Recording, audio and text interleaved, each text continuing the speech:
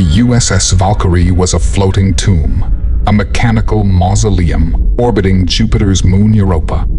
A beacon of human ambition, its mission had been clear: explore the vast, hidden ocean beneath the moon's ice for any life forms, and mine the frozen crust for resources that could fuel the next era of space colonization.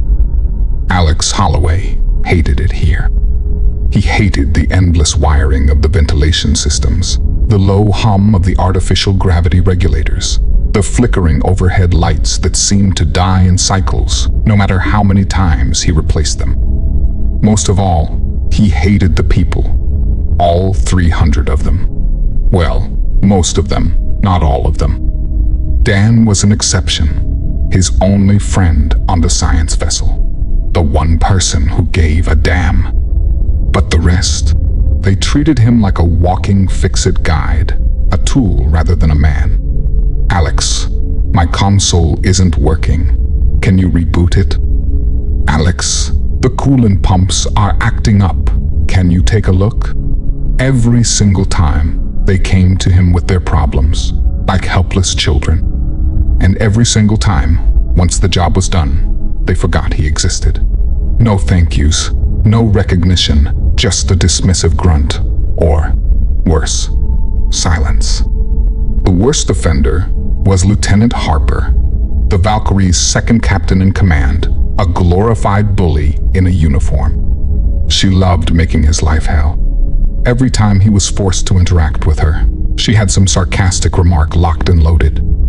"You're a glorified janitor, Holloway. Don't forget your place." As if she could last 5 minutes keeping this goddamn ship from falling apart. But Alex wasn't stupid. He bit his tongue, played the role, and for what he was getting paid, he didn't give a shit. Complaining wouldn't change anything. It never had. He took a long breath, exhaling slowly as he crouched in one of the ship's access corridors, half buried in exposed wiring.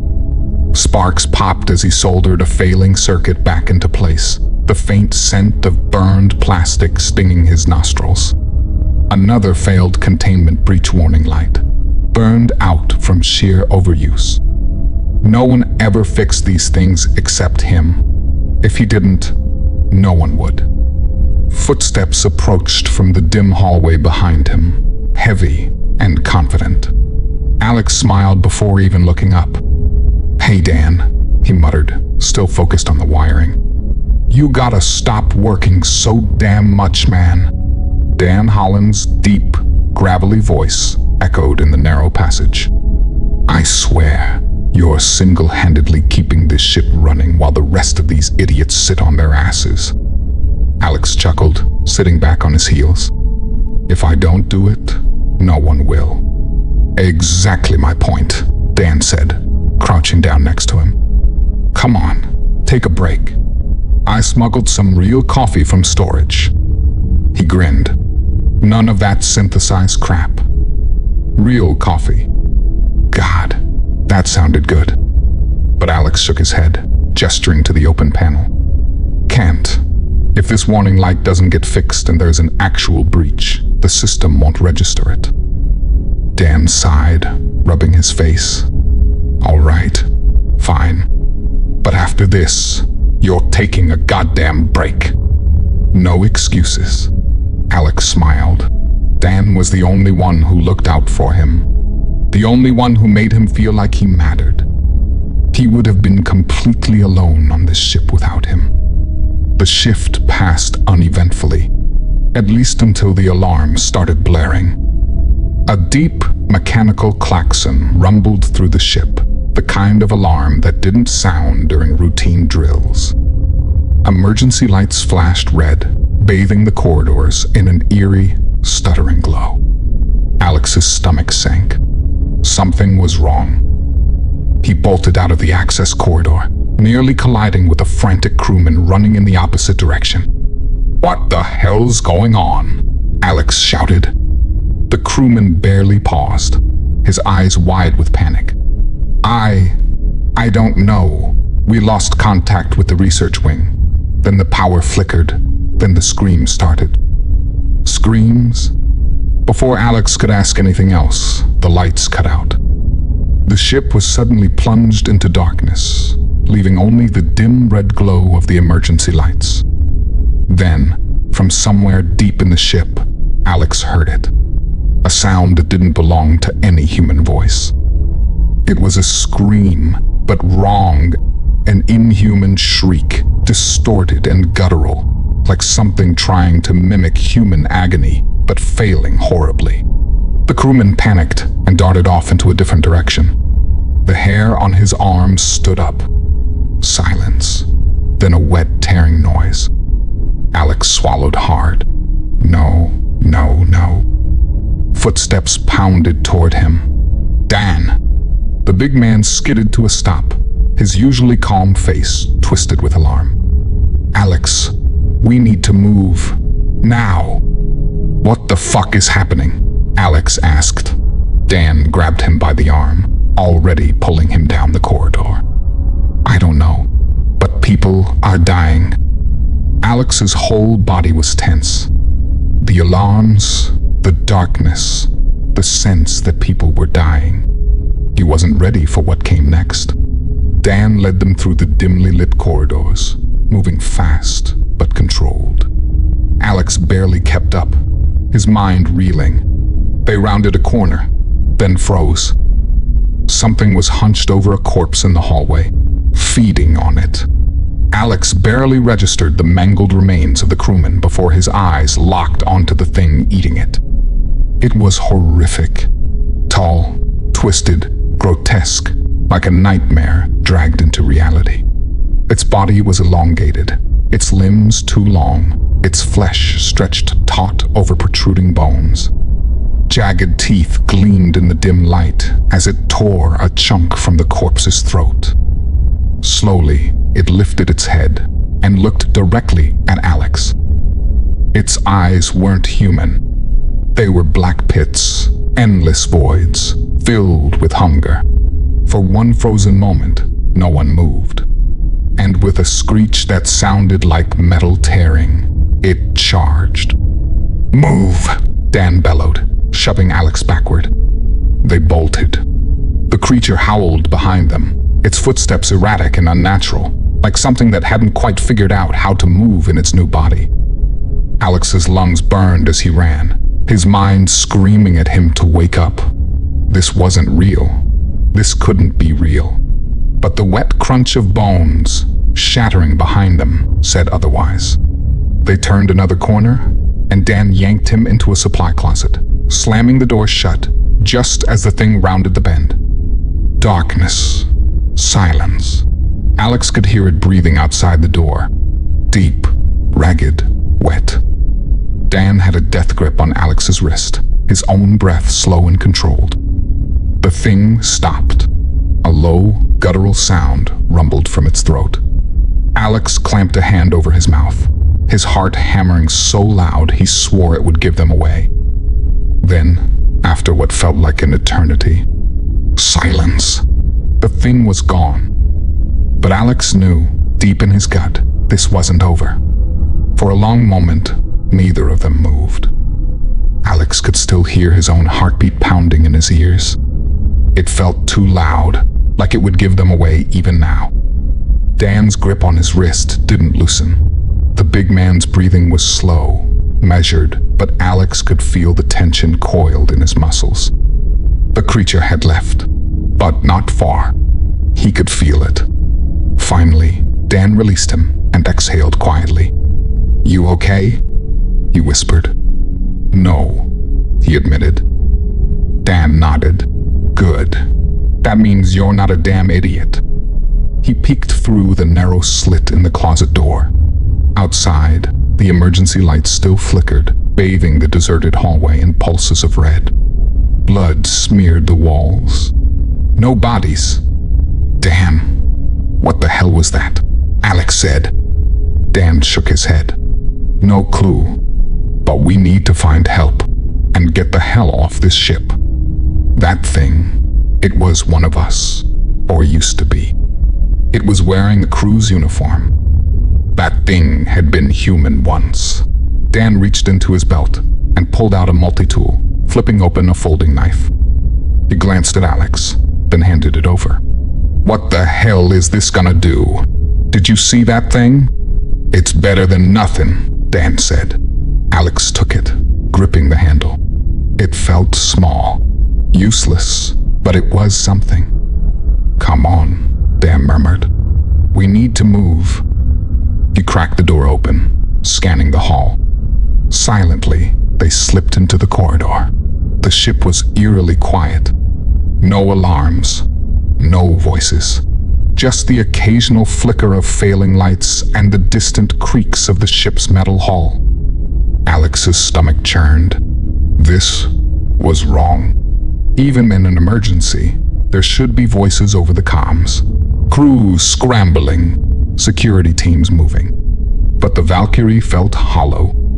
Dan moved with practiced efficiency, his broad frame surprisingly silent.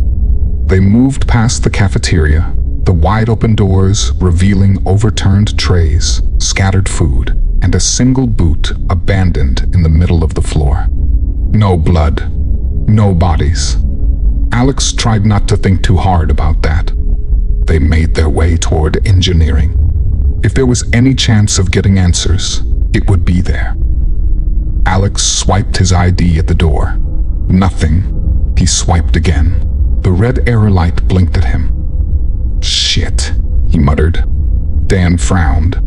"Try the manual override." Alex pulled open the security panel, but as soon as he touched the wires, he hesitated. His fingers came away sticky, a wet, slimy substance. Alex's stomach twisted as he leaned closer. It wasn't oil. The control panel was slick with something dark and organic, smeared across the wires in thick streaks. Not blood. Something else. Dan tensed beside him. Jesus. Alex wiped his hands on his jumpsuit. "We're not getting in this way." Dan scanned the area. "There's a maintenance tunnel. We can go through the vents." Alex hesitated. He'd crawled through those vents 1,000 times for repairs, but tonight, the idea of squeezing into tight spaces where he couldn't see what was ahead, he forced the thought away. "All right," he muttered. They turned down the hall toward the maintenance hatch. That's when they heard it. A low, gurgling breath. Alex froze. Dan grabbed his shoulder and yanked him back just as something shambled into view. It was Lee, one of the engineers, or it used to be. His uniform was torn, his face stretched grotesquely, like his skull had started to shift beneath the skin. His jaw was longer, his fingers twisted into something almost claw-like. His eyes were gone, just empty sockets, black and oozing. Alex's stomach lurched. Lee twitched and snapped his head towards them and charged. Dan shoved Alex aside and braced himself. Lee ran into him like a battering ram, knocking him backward into the wall. Dan grunted, but caught the creature's wrists before it could sink blackened teeth into his neck. Alex reacted instinctively. He lunged, grabbing a heavy wrench from a nearby workbench, and swung repeatedly as hard as he could at it. The metal cracked against Lee's skull. The creature screeched and staggered, its body twisting at unnatural angles, but it didn't fall. Instead, it let out a horrific wet hiss, more like a leak in the ship's oxygen systems than a human sound. Its skin began to shift. Beneath Lee's jumpsuit, his chest bulged, rippled, as something inside him began to push outward. A sickening snap filled the air as bone pierced through fabric. "Oh, hell no," Dan growled. He drove his boot into Lee's chest, sending the thing stumbling backward. Alex didn't hesitate. He swung again, this time aiming for the base of the skull, repeatedly bashing its skull until nothing but brains and viscera were left. Dan looked at Alex in shock, not knowing such a polite man had it in him. Alex was panting, his hands were shaking. Dan wiped the blood off his cheeks. His breathing was ragged, his arms gassed out from exertion. "Jesus Christ," he muttered. "What the hell are these things?" Alex couldn't answer because he was looking at Lee's arm. His veins, they were still moving. Something was crawling beneath the skin. Dan followed his gaze and froze. It was something inside of him, something spreading. How many more were infected? A horrifying possibility clawed its way into his mind. The research lab. Alex turned to Dan. I have a feeling this started in the research lab. Dan went still. They must have been working on something down there. Some type of alien parasite. If it got out, Dan cursed under his breath. We have to look for survivors and get the hell out of here. Alex nodded, gripping his wrench tighter. There has to be some survivors left, Dan said. They weren't just dealing with 1 or 2 infected. The whole damn ship, as they could see, was exposed. The Valkyrie was already dead. They just didn't know it yet. Alex and Dan moved quickly, staying low, keeping their ears tuned for the unnatural shrieking sounds that had taken over the ship. They passed the lounge, where workers and staff would relax, watch news, and play pool after a long day of research. The doors looked forced, torn open from the inside. The walls were streaked with blood and dark sludge, and the terminal monitors flickered uselessly. On the ground lay mutilated, torn apart corpses of crew members. The first bodies they came across that didn't try to kill them. On the ground laid a plasma pistol from one of the mutilated bodies of the security team. They weren't lethal rounds, more like shock rounds, but it was better than nothing. The Valkyrie wasn't a military vessel, but a science ship meant for research and exploration. The government's programs felt there was no need to equip security staff with lethal weaponry. A stupid idea, especially way out in the vastness of space, Alex thought. Dan gritted his teeth. They didn't even try to contain it. Alex checked the bodies as they passed. No swipe cards, no radios, just torn uniforms and twisted limbs, as if whatever happened had been sudden and brutal. The escape pods were 4 levels down, deep within the Valkyrie's restricted zone, near the research labs area. Normally, the only way down was through authorized access points, but Alex knew the ship better than anyone. There was another way. In here, Alex whispered, leading Dan into a maintenance corridor. The passage was narrow, dimly lit by failing emergency strobes. Alex crouched beside a vent hatch, pulling a small plasma cutter from his belt. Dan raised an eyebrow. We crawling through vents now. You want to take the main elevator? Good point. Alex made quick work of the hatch. The metal plate clattered softly to the floor, revealing a dark shaft leading down. Dan peered inside. You sure this leads to the escape pods? I installed the wiring myself, Alex muttered, swinging his legs in. If it doesn't, we're screwed. Dan sighed, comforting. One by one, they descended into the dark. They crawled through the vents of the ship, descending low towards the ship's emergency pods. They reached a dead end that led to a vent. The moment Alex pushed open the vent cover, he knew something was wrong. The research lab was dead silent. No movement.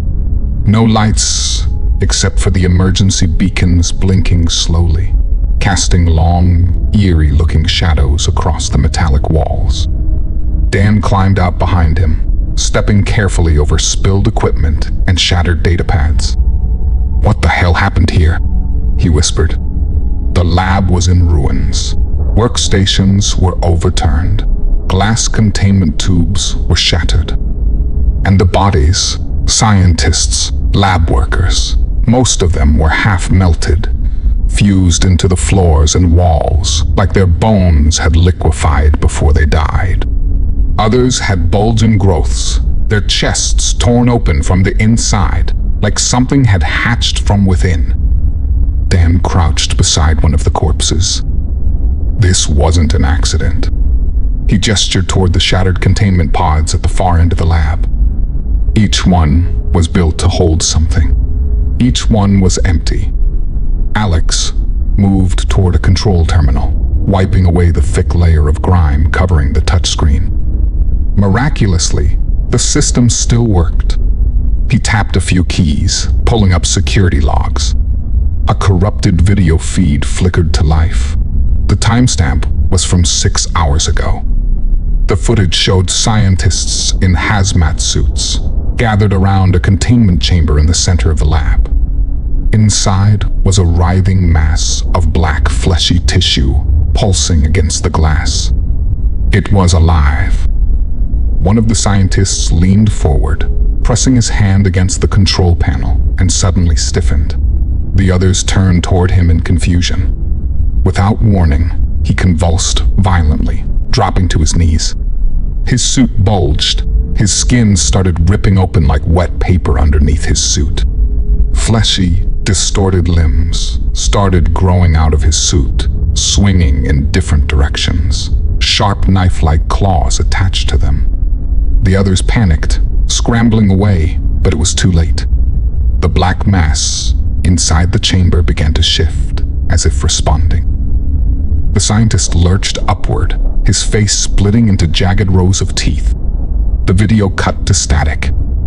Alex and Dan stood in stunned silence. Dan exhaled sharply. Son of a bitch. Alex gripped the console, thinking about what he'd just witnessed. They lost control of it. Dan's eyes darkened. No, they never had control to begin with. Alex took a deep breath. This thing, it infects people, takes them over. Dan stared at the shattered containment pods, his face grim. They were trying to play God, he muttered, and now we're paying for it. A metallic clang echoed from deeper inside the lab. The sound came again, something shifting, dragging. Dan motioned for Alex to stay low. Slowly, he moved toward a half-open security door, peering through the gap. Alex held his breath, and Dan's entire body tensed. Move, he whispered. Alex didn't argue. They backed away just as something crawled into view. It was dozens of them. Hunched, twisting bodies with elongated limbs, flesh stretched too thin, teeth glistening in the dim red light. They were still wearing what was left of their uniforms. Alex recognized some of them. A technician from his shift, a security officer, and a doctor, or what was left of them. Their heads twitched, as if sensing something, making a clicking, screeching noise that sent chills through Alex and Dan. In a quick, fixed, jerky motion, they turned toward them. Dan grabbed his arm. Run. They sprinted away from the creatures as fast as they could. Behind them, the creatures shrieked, moving in jerking, unnatural bursts. Alex turned back and blasted at the creatures with the non-lethal plasma gun he retrieved from the dead corpse. He hit one, sending it pummeling backwards against the wall. 2 seconds later, it got up and proceeded after them like nothing happened. Dan was right beside him, gripping a steel pipe he grabbed from the floor. We need a way out, Alex gasped. Dan scanned the hall, his eyes locking onto a service hatch. There. Alex didn't hesitate. He lunged forward, yanking the release lever. The hatch slammed open just as the first creature rounded the corner. Dan whirled, swinging his pipe in a brutal arc. It connected with the creature's skull, splitting it open, revealing rows of lined, sharp teeth growing inside of its head. The thing didn't go down, instead began mutating more and thrashing towards Dan. It lunged at him. Dan stumbled, the thing clawing at his chest with one of its extra sharp limbs, jaws snapping. For a split second, Alex saw the terror in his friend's eyes. Then Dan roared, driving his boot into the creature's gut, sending it crashing backward into the swarm. He grabbed Alex and shoved him into the hatch. Go. Alex didn't argue. He scrambled inside, pulling Dan in just as the horde swarmed the opening. Dan slammed the hatch shut, bracing his back against it. The creatures screeched, clawing at the metal.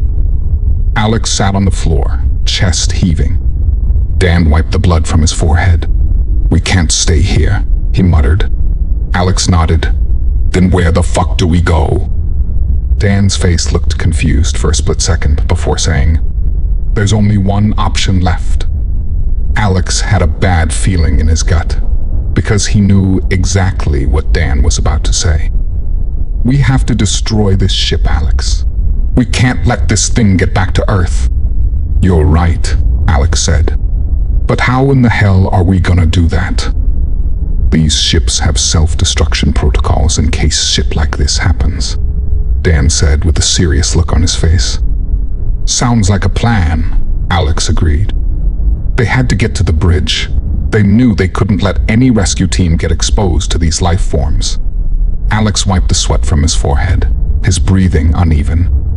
Every muscle in his body ached from the relentless sprint through the ship's hellscape. Dan was leaning against the bulkhead, gripping his side. His shirt was torn, and there was blood smeared across his ribs. "You good?" Alex whispered. Dan grunted, rolling his shoulder. "It's not mine." Alex didn't press him any further. They had bigger problems. The hatch groaned behind them, the metal denting inward under the force of clawing hands and gnarled limbs. "We need to move," Dan said.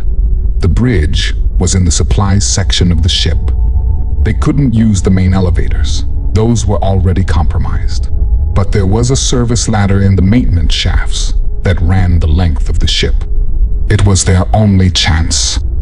He turned to Dan. "We go through the vents, climb the ladder to the bridge, and activate the Valkyrie's self-destruct." Dan stared at him, then huffed a tired chuckle. "That's a terrible plan, man." "You got a better one?" Dan gritted his teeth and cracked his knuckles. "Nope." The maintenance hatch was rusted, but Alex pried it open, revealing a shaft of pure darkness. A thin, rickety ladder stretched upward, disappearing into the darkness. Alex peered inside. The air smelled wrong. Stale, rotting. Dan let out a slow breath. "You first." Alex took a deep breath and climbed in. The metal was ice cold beneath his hands. Each rung creaked under his weight. He moved carefully, step by step, aware that one wrong move could send him plummeting into the abyss below. Dan followed closely behind. The only sounds were their breaths, the distant groans and unnatural shrieks coming from the vents of the ship. Halfway up, Alex heard it. A soft scraping. Something was moving above them. Alex's chest tightened. He looked up. A face stared back at him, not human. Distorted, inside out. It had crawled into the shaft ahead of them, clinging to the metal like an insect, its head twitching unnaturally. It opened its mouth, revealing a second set of teeth. Alex reacted without thinking. He pulled the plasma gun from his belt and fired multiple times. A blue pulse of energy penetrated the creature's torso, sending it screeching into the void below. Dan pressed himself against the ladder as the body plummeted past him. "That's a new one," Dan muttered. Alex's hands were shaking. He didn't have time to process it. They kept climbing. The hatch at the top opened into chaos. The bridge was abandoned, but not empty. Blood coated the control panels. The captain's chair was overturned. One of the officers lay slumped against the viewport, his stomach and insides hollowed out, his eyes missing. And across the room, Lieutenant Harper, she was alive. Her uniform was soaked in blood, but she was standing, holding a pulse rifle. Her eyes snapped toward them as they climbed through the hatch. "Thank God, I thought everyone was dead," she said. "You're not infected?" Alex said. Harper smirked. "If I was, you'd be dead already." Dan stepped forward. "How many are left?" Her smirk faded. "None." That was it. Everyone was gone. Harper's face was unreadable. She nodded toward the terminal console. "You here to blow up the ship?" Dan crossed his arms. "You got a better idea?" Harper hesitated. "No, I don't." She turned to the security panel and swiped her clearance card. The screen flickered, and a cold, mechanical voice spoke. "Warning. Self-destruct sequence requires captain's authorization." "Shit," Harper cursed. "We need the captain's command key." Alex rubbed his temples. "Where the hell is he?" Harper gestured toward the viewport, her face grim. Alex and Dan followed her gaze. The captain was outside the ship, or rather, what was left of him. His body was pressed against the viewport, frozen in space, his hands outstretched as if trying to claw his way back inside. Dan exhaled sharply. "Well, that's fucking unfortunate." Harper gritted her teeth. "His command key is probably still in his suit." Alex turned to her. "You're saying we have to go outside?" She nodded. "Suit up." "Do you have any more of those pulse rifles?" Alex asked. "I only got this non-lethal plasma pistol I took from one of the dead security guards." Harper proceeded to the gun vault located near the cabin locker. She punched in a code and grabbed a pulse rifle and loaded lethal rounds into it. "I thought this ship was a science vessel and didn't carry military weapons," Dan said. "Only the captain and second in command have access to these. There's only 2 pulse rifles anyway, just in case shit hits the fan." "Gentlemen, shit has hit the fan. The science team unleashed some alien parasite on this ship. We don't know what the hell it is, and frankly, I don't give a shit. We need to blow this ship and get back to Earth." Both Dan and Alex nodded in agreement. They proceeded to the airlock chamber. The airlock chamber was tight, lined with extravehicular suits. Alex pulled one on, securing the helmet. Dan checked his oxygen levels. 2 hours of air shouldn't take more than 10 minutes. Harper cycled the airlock. "Stay close. If something moves, we head back immediately." The outer doors hissed open. Alex stepped into the void. The silence of space was deafening. The Valkyrie stretched out before them, a hollow corpse drifting through the stars. Alex's boots magnetized to the hull as he walked carefully across the surface, the captain's body just a few meters ahead. Harper reached him first. She grabbed his shoulder, turning him over. The command key was still clipped to his suit. She reached for it, and the captain's body twitched. Alex's heart skipped a few beats, glancing at Harper. Harper hesitated. "No way," she whispered under her breath. Then the captain's mouth opened. A black tendril shot out. Harper jerked backward, barely dodging as the captain's body convulsed, splitting open. Dan reacted first. He lunged forward, swinging his pipe like a bat, smashing the thing's head to a pulp.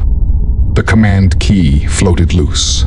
Harper snatched it, raising her pulse rifle from hip position and letting off rounds into the captain, blasting his skull, leaving brain matter and black slime floating through space. Back inside. They turned, and Alex saw something move on the hull.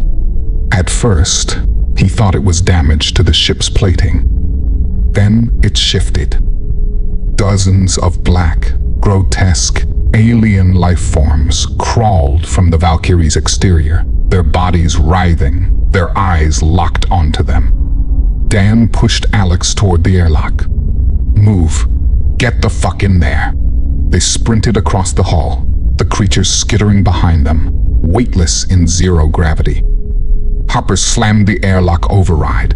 The doors hissed open. Alex jumped inside, spinning in time to see one of the creatures lunge at Dan. Dan shoved Alex through the hatch. The last thing Alex saw was Dan's face, filled with unshakable determination, as he held the airlock release in his hands. He gave Alex a small smile. "It was a pleasure working with you, buddy." Then he slammed the button. The doors sealed shut. Alex screamed. Through the viewport, he saw Dan turn, one last stand against the alien threat. The creatures swarmed him, tearing into his flesh, blood gushing from his mouth. He fought hard, a whirlwind of fists, blood, and rage. Harper grabbed Alex, dragging him away. His screams echoed through the bridge. Dan was gone, and it was just Alex and Harper left. Alex sat against the cold steel wall, his body numb. Dan was gone, and it didn't feel real. 1 second, he had been right there, a solid, unshakable force of nature, a beast of a man. The next, he was gone. Alex squeezed his eyes shut, but he could still see it. Dan, overwhelmed, his body disappearing beneath the horde, fists swinging even as they tore into him, fighting until the very end. "Hey," Harper's voice was tight, but not unkind. "Pull yourself together, Alex. We have a job to do." Alex forced himself to his feet. His legs were shaking. His mind felt defeated, like it didn't belong to him anymore. But she was right. Dan sacrificed himself so that they could finish this. If they didn't, his sacrifice would be for nothing. Earth and mankind would be at risk. Alex and Harper knew the protocols. Earth would eventually send a rescue mission to the Valkyrie after months of no contact. Alex clenched his fists. No more running. Harper nodded once. "Let's end this." The command key slotted into the bridge's control console with a soft click. The screen flickered to life, and the ship's AI responded in a flat, robotic tone. Authorization recognized. Self-destruct sequence armed. Awaiting final confirmation. Harper exhaled shakily, her fingers hovering over the keypad. This is it. Harper stared at the screen, her face nervous but steady. No hesitation. Alex nodded. Her hands trembled as she entered the final sequence. The computer beeped twice. "Warning. Self-destruct sequence initiated. 10 minutes until total ship destruction." Red emergency strobes bathed the bridge in flashing lights. A klaxon blared across the ship, the announcement repeating in its emotionless monotone. "All personnel evacuate immediately. This is not a drill." Harper's eyes met his. "Escape pods. Now." They bolted towards the escape pods near the left wing of the ship. They turned a corner and stopped cold in their tracks. The corridor ahead was full of them. Twisting, contorted bodies. Their heads jerked in unnatural movements, mouths wide, snapping at the air, black veins spreading through their skin. Alex took a step back. One of them sniffed the air, their heads snapped toward him. A second later, they shrieked and charged. Harper and Alex let off pulse rifle rounds, blowing off limbs, headshots splattering against the ship's walls. "Move," Harper shouted. They backpedaled, retracing their steps. But the corridor behind them was also filling with writhing bodies. They were trapped. Alex's mind raced. They were out of options until he spotted it. A maintenance hatch, just a few feet away. "The service tunnels," he gasped. Harper didn't hesitate. She blasted off a few more rounds at the creatures and lunged forward, wrenching the hatch open. Just as the first creature reached them, Alex ducked inside, grabbing Harper's vest and yanking her in before the thing could rip into her. She slammed the hatch shut, panting. The creatures outside let out inhuman screeches, their claws scraping against the metal. "Where does this lead?" Harper asked. Alex wiped the sweat from his face. "Straight to the escape pods." The tunnels were narrow and suffocating, but they ran as fast as they could. The ship's self-destruct countdown echoed in the distance. 5 minutes until total ship destruction. Alex's hands trembled as he gripped the ladder, pulling himself upward. Harper was right behind him. The escape bay was just above them. They were going to make it. Alex reached the top hatch. Grabbing the handle, And then it happened. Harper screamed. Alex whipped around. One of the creatures had latched onto her leg. Alex unholstered his rifle from its sling and started blasting pulse rounds into it. Its brains splattered everywhere as its grip let go of Harper's leg. Another one came out of the darkness. Its jaws widened. Black tendrils burst from its throat and chest, wrapping around her waist like a noose. She clawed at the metal, trying to hold on, but it was too strong. Now, a whole squad of the creatures were at the bottom of the ladder, at least 50 of them, clawing deep gashes into Harper's leg, her screams disturbing and soul-piercing, sending the creatures into a blood-crazed feeding frenzy, licking the blood from the air as it dropped to the ground. Alex grabbed her wrist. His mind screamed at him to pull her up. He couldn't let her go, not after what happened to Dan, not after everything. Alex let off rounds into the horde of monsters, hitting many but not helping Harper's situation, as about 60 more of those things joined in, climbing on top of the others to get to Harper's body. Harper's eyes met his, and for the first time, he saw real fear in her eyes. Hopelessness. She knew she wasn't getting out of this. "Alex," she gasped. Her free hand moved fast, grabbing the plasma cutter from his belt. Before he could react, she sliced through her own leg. Alex screamed as the severed limb dropped into the darkness, taking the creature with it. Alex used all of his strength and pulled Harper up from the ladder before the rest of the creatures could get her. Alex opened the escape bay door and tossed her through it. He followed behind, slamming the hatch shut beneath them. Harper collapsed to the floor. The plasma cutter cauterized her leg, stopping the heavy bleeding. She was alive, but just barely. Her energy was drained, her face pale. Alex didn't hesitate. He hauled her up. The escape pods were just ahead. Alex dragged Harper toward the nearest pod. She was barely conscious, her breathing shallow. He bandaged up her leg and strapped her into the seat, engaging the stasis field to slow the bleeding. Then he stumbled into his own seat, locking himself in. The ship's AI echoed one final time. 1 minute until total ship destruction. Alex slammed the launch button. The escape pod's engines roared, the hatch sealing shut. A moment later, they were blasted into space. Alex's stomach sunk as the pod spun away from the Valkyrie, the force pressing him against his seat. Through the viewport, he watched the ship fall apart. The massive research vessel, once so imposing, now a dying memory in space, cracking apart at the seams before exploding. A beautiful, blinding flash filled the pod's viewport. The shockwave rocked them, the pod shuddering violently, but it held together. Silence. The Valkyrie was gone. Alex slumped back in his seat, his body exhausted beyond measure. It was over. Hours passed. Alex floated in silence, the escape pod drifting through space back to Earth's orbit. Harper was still alive, but barely. Her breathing was weak, her body locked in stasis. Alex looked at the vast emptiness beyond the viewport. The Valkyrie was gone. Alex now had a new mission: to tell Earth what happened, and to never go back to Jupiter's moon Europa.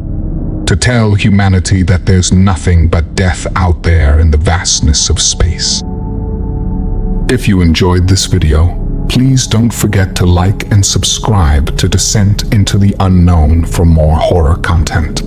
If you have any real cryptid encounters, or you're a horror writer wanting to share your stories, please feel free to email me in the description anytime.